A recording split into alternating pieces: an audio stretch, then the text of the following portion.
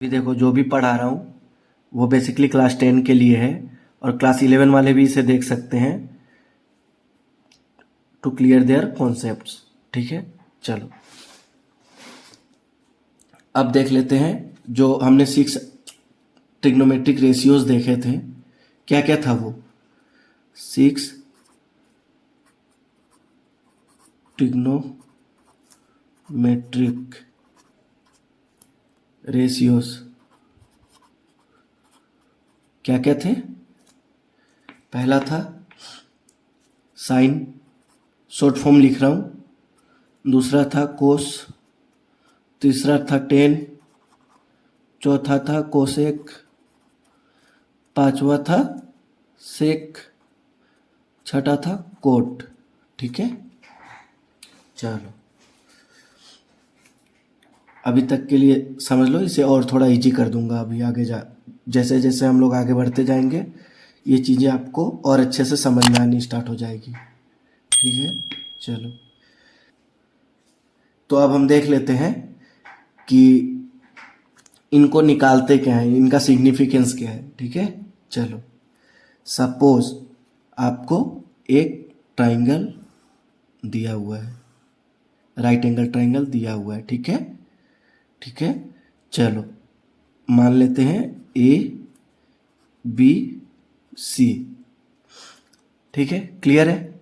चलो अब देखो यहाँ पे 3 एंगल है। ठीक है, angle A, angle A, angle C, angle B, है ना? चलो अब हमें क्या पता है, क्या पता है? अगर आप जानते हो तो हम ये जानते हैं ना, we know that number 1 sum of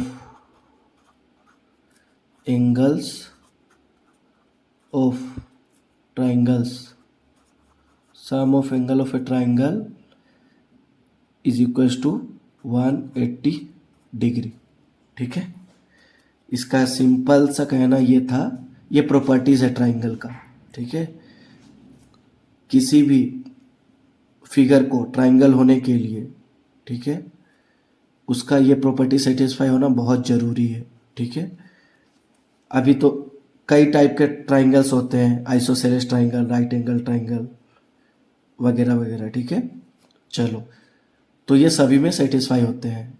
तो बेसिकली हम जब ट्रिग्नोमेट्री पढ़ते हैं तो हम राइट एंगल को ही लेके, राइट एंगल ट्राइंगल को ही लेके ट्रिग्नोमेट्री पढ़ते हैं। Right angle triangle, right angle triangle A B C, इसको ऐसे भी लिखते हैं, ट्राइंगल को छोटा ट्राइंगल से रिप्रेजेंट करके ट्राइंगल ए बी सी भी लिख सकते हैं। ठीक है, चलो तो यहाँ पे ये बोलना चाहता था, एंगल को इस वाले सिंबल से रिप्रेजेंट करते हैं।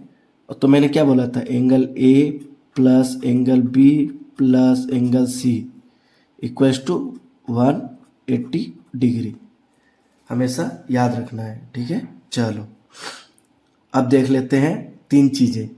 ठीक है, ये 3 चीज़ें बहुत ही इंपॉर्टेंट है। ठीक है, इसे मिस मत करना कि ट्राइंगल के 3 साइड दिख रहे हैं ना, तो अब इसमें से 3 साइड का 3 नाम है। ठीक है, चलो देखते हैं। एक साइड को बोलते हैं अपन हाइपोटेन्यूस, हाइपोटेन्यूस। ठीक है, एक को बोलते हैं बेस, फिर एक को बोलते हैं परपेंडिकुलर, परपेंडिकुलर। ठीक है, ये 3 साइड्स होते हैं एक ट्राइंगल में। ठीक है, राइट एंगल ट्राइंगल में। चलो तो अब देख लेते हैं कि हाइपोटेन्यूस किसको बोलते हैं, बेस किसको बोलते हैं, परपेंडिकुलर किसको बोलते हैं। तो इसमें थोड़ा भी कंफ्यूज होना नहीं है।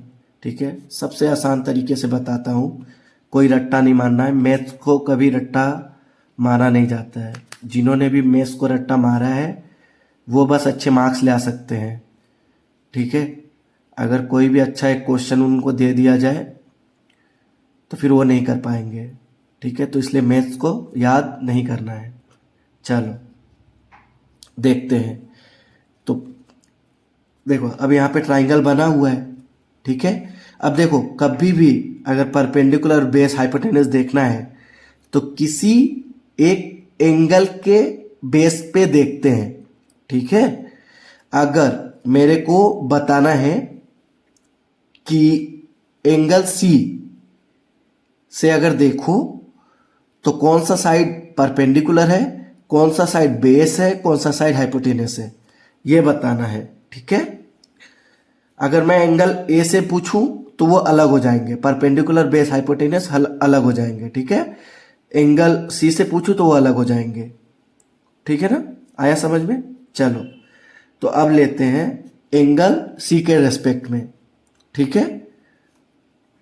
तो हाइप यहाँ पे लिखो, देखो जो भी एंगल के रेस्पेक्ट में लेना है उसका जो फेसिंग साइड होता है, फेसिंग साइड जो उसके जस्ट आगे दिख रहा है, ये जस्ट आगे, ठीक है, उसे कहते हैं परपेंडिकुलर को रिप्रेजेंट करेंगे पी से, परपेंडिकुलर को रिप्रेजेंट करेंगे पी से, बेस को रिप्रेजेंट करेंगे बी से, हाइपोटेनस को रिप्रेजेंट करेंगे एच से, ठीक है।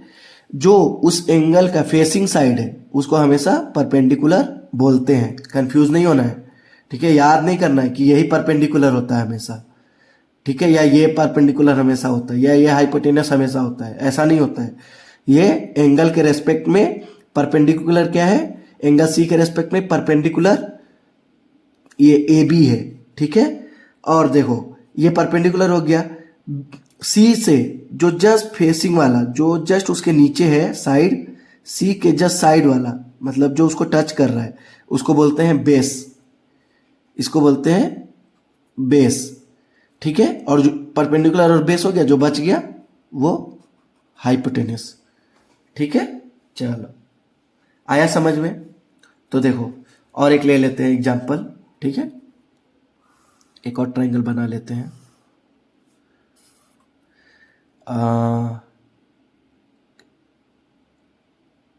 ओ पी क्यू, ठीक है। अब ओ के रेस्पेक्ट में आपको बताना है कि हाइट कौन सा है और परपेंडिकुलर कौन सा है, बेस कौन सा है और हाइपोटेनस कौन सा है, ठीक है। यहां पे लिखता हूं with respect to angle O, ठीक है, एंगल ओ, ठीक है। एंगल ओ भी लिख सकते हो या फिर और एंगल पी ओ क्यू, हमेशा उसको बीच में रखते हैं जो साइड है, पी ओ क्यू, और क्यू ओ पी भी लिख सकते हो, एंगल क्यू ओ पी, ठीक है। तो शॉर्ट में हम लोग एंगल ओ बोलेंगे, ठीक है। चलो तो अब एंगल ओ के रेस्पेक्ट में परपेंडिकुलर कौन सा हुआ, परपेंडिकुलर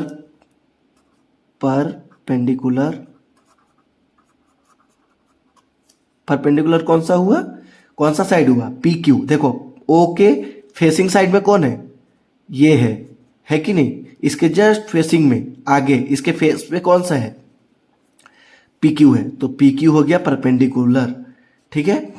अब देखो अब बेस लिखना है, तो बेस बी इक्वल्स टू क्या बताया था, ओ के जस्ट सटा हुआ जो साइड होता है उसको हम बेस कहते हैं, तो ओपी हो गया, ठीक है। तो बचा क्या, हाइपोटेनस क्या हो गया, ओ क्यू, बचा हुआ वही है, तो ये हो गया परपेंडिकुलर, ये हो गया बेस, ये हो गया हाइपोटेनस, ठीक है। पता चल गया कि एक ट्राइंगल दिया हुआ है, राइट एंगल ट्राइंगल दिया हुआ है, ये राइट एंगल क्या है, राइट एंगल है पी है, ठीक है। राइट एंगल को हमेशा स्क्वायर से रिप्रेजेंट करते हैं, ठीक है। चलो अगर आपको बोले कि A B C is a triangle right angle at C, ठीक है। अगर ऐसा बोला जाए तो क्या करना है, ऐसे करना है, देखो राइट एंगल एट सी बोला है, ठीक है। तो एक ट्राइंगल बना लो ए बी सी, देखो राइट एंगल एट सी, तो सी इसको बना दिया, है ना, सी इसको बना दिया। Sorry, ABC is a triangle, तब ऐसे नहीं लिख सकते, हमेशा राइट एंगल को मिडिल में लिखते हैं, ठीक है। आपको बता दे BCA, ठीक है, ये काट दो।